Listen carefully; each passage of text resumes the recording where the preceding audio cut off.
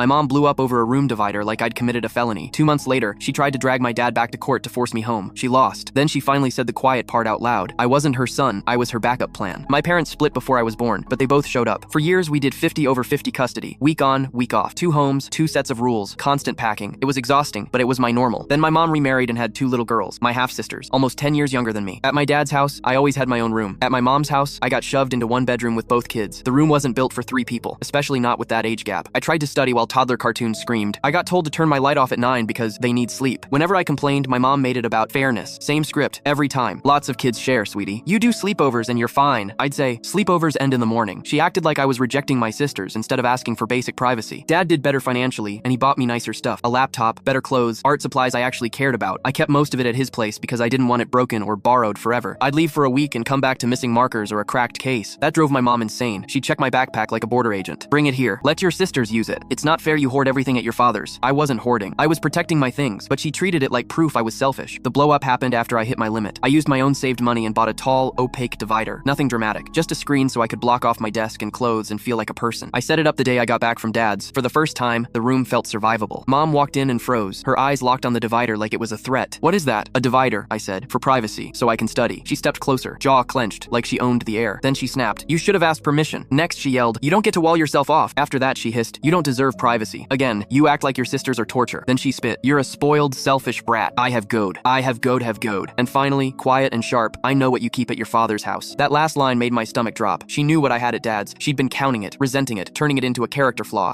She grounded me for a month and kept ranting about how I needed to learn to share. Something in me just went flat. I'm done, I told her. I'm moving in with Dad full time. She laughed like I was being cute. Don't be ridiculous, you can't. Then she added, like it was the real problem. We need you here. I left, sat in my car in a grocery store parking lot, and called my dad with shaking hands. He reminded me of the custody clause. Once I turned 16, I could choose. Within 48 hours, my stuff was moved. I had a door that closed. I had quiet. I could breathe. After that, I barely saw my mom. 2 awkward drop-offs for things I left behind. Then she demanded a family dinner to heal. The table felt poisonous. Halfway through, I stood up. I'm leaving, I said. I'm not staying overnight, and I don't know when I'll be back for dinner. 2 months later, Dad told me Mom had contacted her lawyer. She claimed I was emotionally manipulated, impulsive, and too immature to decide. Reading it hurt, not because I was scared, but because she turned my exhaustion into a diagnosis. The hearing was quick. The judge wasn't interested. No evidence, no change. After she lost, her messages got uglier. You've always been selfish. You think you're better than us. You'll regret this phase. Then she sent the line that snapped the last thread of trust. So now who is supposed to babysit your sisters when I need help? I stared at my phone, cold. That was my place in her bigger picture. When I didn't answer, she followed with, your sisters cry, asking where you are. Congratulations. After that, our calls turned stiff and transactional. No apology, no warmth, just pressure. Some nights I still felt guilty. My sisters didn't understand. But guilt wasn't a reason to go back to a life where my needs were treated like sins. I didn't leave because I didn't love my mom. I left because loving her was costing me myself.